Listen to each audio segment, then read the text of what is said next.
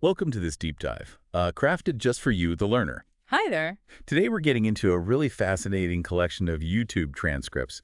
They're from the DOZACREW channel.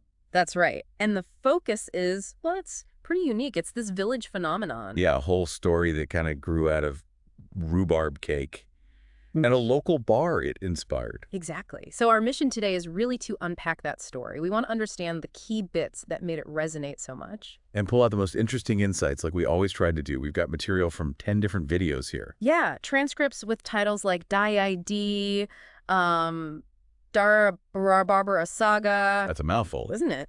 And Bluehende Felder, which translates to looming fields. So it hints at quite a narrative arc. Okay, so straight away there's one figure who stands out, right? This woman, Barbara. Absolutely. She wasn't just anyone in the village. She was known everywhere, really, for her rhubarb cake. And not just good rhubarb cake. Exceptional. Like the transcripts say people came from all over just to get a taste. Yeah, which is how she got the nickname Rhabarbarbara. You know, Rhabarberbarbara. Huh. I like that. It sticks. It does. And what's really interesting is that Barbara, well, she saw this popularity. She recognized the demand. So you saw an opportunity, maybe. More than just opportunity, I think. The transcripts suggest she understood the joy her cake brought. So she had this idea. To start something bigger? Exactly, to open a bar, a place where people could come, enjoy the cake, obviously, but also just experience joy, be together. That sounds lovely. The beginning of something special then. And that's how it seems, the birth of this unique village spot. Okay, so let's dig into that a bit more. The birth of the bar. Right. The initial vision seems pretty clear from the A transcripts. place for rhubarb cake and fundamentally about spreading joy. Simple, but powerful. Very. And the transcripts really try to capture the vibe, you know, the atmosphere inside. What do they say? They mention laughter, lots of singing, a real feeling of community building up. Best singing. Like organized singing or just... It sounds more spontaneous. They mention the barbarians. We'll get to them singing with strong voices. Hearts connecting over cake and beer, basically. Wow. Cake, beer, and singing barbarians. Sounds like quite the place. Doesn't it? There's a line in one transcript, rhubarb and laughter in unity blend. Oh, that's nice. Very evocative. It really is. And they talked about the smell, too, the aroma of the rhubarb cake. Ah, the power of scent. Totally. Described as this dreamy, all-encompassing scent that just pulled people in. You smelled it, you had to go. You can almost imagine it, that sweet, tart smell wafting through the village. Makes you want rhubarb cake right now, doesn't it? Huh. It kind of does. But it highlights how central Barbara's craft was, right? Her dedication. Absolutely crucial. The transcripts emphasize her love and diligence in baking. It wasn't just thrown together. No, not at all. Her hands are described poetically, slow but sure in their art, creating this red-green happiness every year. Red-green happiness. Yeah. That's a great description for rhubarb. Isn't it? And it mentions the neighbors, how they'd eagerly wait for her fresh batch. It shows it was a real local event. So more than just a baker, she was creating a culinary delight, as they put it. Yeah, and her skill in the kitchen is called magical. Some people apparently thought the cake was made with magic. Well, exceptionally good baking can feel like magic sometimes. True. It speaks volumes about how good that cake must have been. Okay, let's talk about these barbarians. They keep popping up. Right, the barbarians. They seem central to the bar's identity. So who were they exactly? Basically, the regulars. The transcripts describe them as having dense beards. Dense beards. Okay, and they came often, specifically to eat the rhubarb cake. So often, in fact. They got nicknamed after it. Seems like it. Maybe linked to the Rhabarber name somehow. Or maybe just because they were such devoted fans of the Rhabarberkuchen. That's quite a nickname for your regulars. It is. And there's this other detail. There was a specific barber in the village who looked after their beards. No way. Okay. That adds such a quirky local touch. Doesn't it? It paints a picture of this little ecosystem around the bar. And it wasn't just cake for them, right? Beer was involved. Oh, yes. Beer is mentioned frequently, often enjoyed right alongside the rhubarb cake. An interesting pairing. Sweet cake and beer. Maybe a dark beer, who knows? But the point is, the bar became their spot, their cherished hangout. The transcripts say they'd always come back here. Yeah, because it was so warm, so convivial, so fine.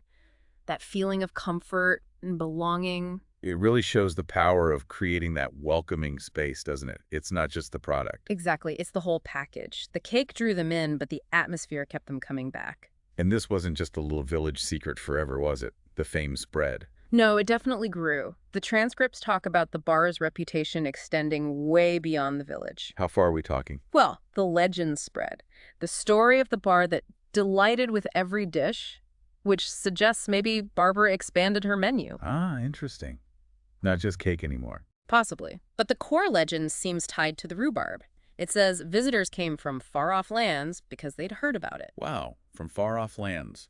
For rhubarb cake? Must have been some legend. It really underscores the appeal. It became known in the wider region, pulling in more and more people. And that fragrance again. Yep, the fragrance of the rhubarb cake lured everyone to Barbara's bar. It was like its own form of advertising. It just goes to show, doesn't it? Sometimes the simplest things, done really well. Can have the biggest impact. Shared with warmth, shared with community. Absolutely. Which brings us to those themes, right? Community, joy. They seem woven through everything. Consistently. The bar is painted as this hub of happiness, laughter, togetherness. It's a place for connection. Yeah, one transcript calls it a place where joy sprouts and stories unfold. So more than just eating and drinking, it was about making memories. That's lovely, creating shared history. And another phrase captures it. Everyone a friend, worries always luck, history that unites. Sounds almost utopian. A little bit. It's even called a paradise so sweet that it resonates in hearts. High praise indeed. It really speaks to that deep human need for connection, doesn't it? And finding it in unexpected places, like a rhubarb cake bar. Fueled by rhubarb cake, it's quite something. Okay, but then things get a bit weirder, or maybe more complex, Yeah, as you dig deeper into the transcripts, some other elements start to emerge. like Rhabarberbarbara Yeah, and Barbara as the Rab Queen. exactly. Suddenly it shifts, doesn't it? It becomes more fantastical, almost like folklore. Like the story took on a life of its own. That's how it feels. Like the community started mythologizing the place, and Barbara herself, Rab Queen, is quite a title. It definitely elevates her status. And then there's that other strange language that crops up. Ah, yes, the juxtapositions. Phrases like harder than stone with words of steel. And rap from the suburbs' purest victory, which seems completely out of place next to rhubarb cake. It's jarring, isn't it? It really makes you wonder what else was going on. What's the interpretation there? Any clues? Well, it hints at something deeper. Maybe Rhabarbistan wasn't just a nickname. Maybe it was, I don't know, a metaphor, or even the name of a creative project. Like a band? Or some kind of performance art? Possibly. The contrast between that hard-edged language and the sweetness of the rhubarb theme is really striking. Maybe it reflects different sides of the community, or maybe it is related to some kind of musical output. Which connects to the music references later, maybe. But before that, there are hints of trouble, too. Just hints, fleeting mentions of a rhubarb plague and a scandal. A rhubarb plague? What on earth could that be? Too much rhubarb. Huh, maybe. Or maybe something more metaphorical. We don't get details in these excerpts. But it suggests it wasn't all sunshine and perfect cake days. Right. It adds a touch of realism. Even happy places face challenges or have dramatic turns. It makes the story feel more grounded, in a way. And then, yes, the music. That seems quite prominent later on. Definitely. References to beats drumming like in war, alongside a lute so sweet and pure. Again, that contrast. War drums and lutes. It really strengthens the idea that music was tied into this whole Rhabarbistan narrative somehow. Like, the story wasn't just told, it was sung, performed. So the legend of Barbara and her bar became a source of artistic inspiration. It certainly looks that way. It adds another fascinating layer to the whole thing. Okay, so let's try and pull this all together. What's the big picture here?